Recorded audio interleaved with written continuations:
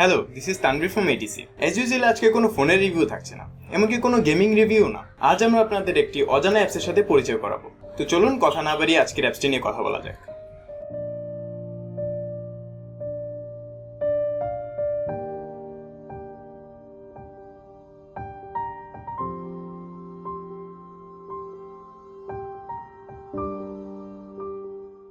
আমরা সবাই গান শুনতে পছন্দ করি। তার মধ্যে আমরা অনেকেই গান শোনার পাশাপাশি আমাদের মিউজিক অ্যাপসটাকেও কাস্টমাইজ করি।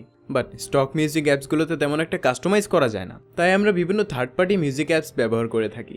আজ আমি যে অ্যাপসটি নিয়ে কথা বলবো তা আমার লাইফে দেখা সবচেয়ে সিম্পল এবং মিনিমালিস্টিক মিউজিক প্লেয়ার। এই অ্যাপসটির নাম HQ মিউজিক, যা আপনারা গুগল প্লে স্টোরে ফ্রিতেই পাবেন।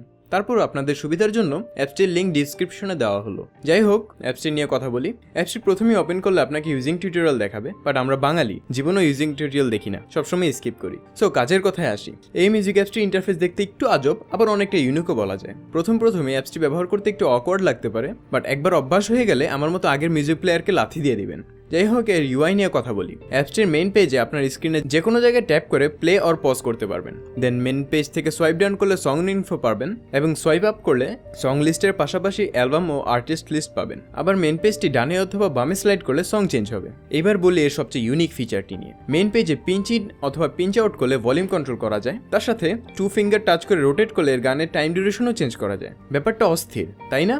আমরা একটা ব্যাপার সকলে খুব ভালোভাবে জানি যে কোনো অ্যাপসই সম্পূর্ণ পারফেক্ট না। এই মিউজিক অ্যাপসটিরও কিছু খুঁত আছে, যেমন সং লিস্টে অ্যালফাবেট স্ক্রলিং অপশনটা নাই। তাই আমার মতো হাজার হাজার গানের মালিক হলে আপনাকে কিছুটা সমস্যায় পড়তে হবে গান চুজ করার সময়। তাও আপনারা চাইলে উপরে সার্চ বার থেকে ম্যানুয়ালি সার্চ করে চুজ করে নিতে পারবেন আপনার গানটি।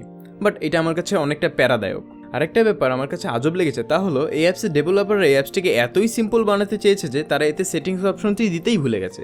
সিরিয়াসলি, অ্যাপ্লিকেশন সেটিংস ছাড়াও হয়? That's awkward. যাই হোক, আজ এইটুকুই। ভাবছি প্রতি সপ্তাহে এমন একটা অ্যাপ্লিকেশন বেস ভিডিও বানালে কেমন হয়। তাই ওগুলো মিস না করতে চাইলে এখনই সাবস্ক্রাইব করুন আমাদের ইউটিউব চ্যানেলে। আর আমাদের এই ভিডিওটি ভালো লেগে থাকলে লাইক দিতে ভুলবেন না কিন্তু। আবারও কথা হবে আপনাদের সাথে, সে পর্যন্ত আমাদের সাথেই থাকুন। টাটা। দিস তানভীর।